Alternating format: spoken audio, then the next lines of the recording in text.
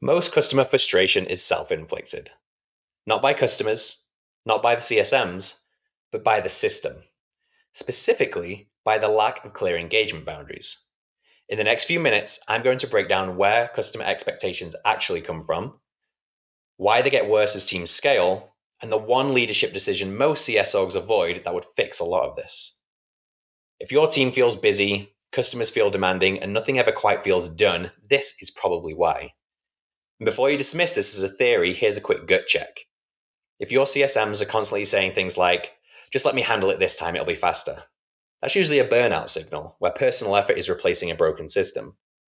How about, I'll jump on one more call, I don't want this to blow up? That's overwhelm, work driven by fear of escalation instead of priorities. And how about, I'll clean this up so it doesn't escalate? That's CS acting as the shock absorber for unclear ownership. If those sound familiar, this is already happening on your team. When customers are unhappy, teams usually reach for simple explanations. They don't understand the product.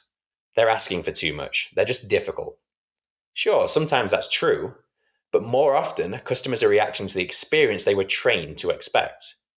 Because expectations don't come from documentation. They come from behavior.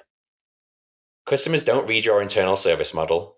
They don't memorize engagement tiers. They don't care what the slide deck says. They watch what actually happens. And early in the relationship, especially during onboarding, what usually happens is over-delivery.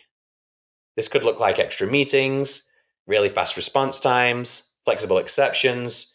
We'll just handle it for now. None of that is wrong on its own. The problem is that customers treat behavior as a promise. And here's where the disconnect shows up. Leaders think they're being responsive. Customers think they're seeing the baseline. And CS ends up living in the gap between the two. So when a CSM later tries to reduce meeting frequency, route work to support, or say this isn't something we typically do, it doesn't feel like optimization. To the customer, it feels like a downgrade. From their perspective, something is being taken away. From the company's perspective, nothing's changed. They're just trying to operate sustainably. That mismatch is where frustration lives. And if this feels familiar, it's probably not because your team is doing something wrong. It's because the system never clearly told customers what to expect in the first place. This is also why engagement problems compound as companies grow. Without the boundaries, every customer feels special, every exception feels justified, and every request feels urgent. Customer success becomes the path of least resistance. Not because CSMs want it to be, but because no one else clearly owns the decision. So work flows towards CS, expectations drift upward, and suddenly what used to feel normal now feels like overwork.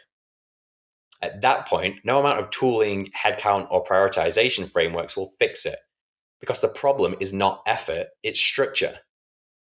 Boundaries aren't about doing less for customers, they're about making expectations explicit. They define what's included and what's not, when engagement happens, and how work flows. When boundaries are clear, customers relax. When they're missing, customers escalate. That's the difference. Boundaries do not reduce value, they make value sustainable.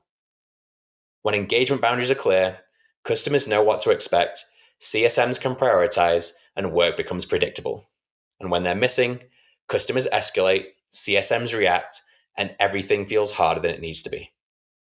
In the next video, we'll go one step earlier and talk about onboarding and why the customer expectations set in the first few weeks quietly decide whether customer success feels manageable or miserable for the next year. Most teams think onboarding is about setup. They don't realize it's where the relationship contract actually gets written. If this was useful, like the video so it reaches the right people. If this sounds familiar or uncomfortably accurate, leave a comment. I'd really like to hear how this shows up on your team. And if you want more breakdowns like this, then please subscribe. I'll see you in the next one.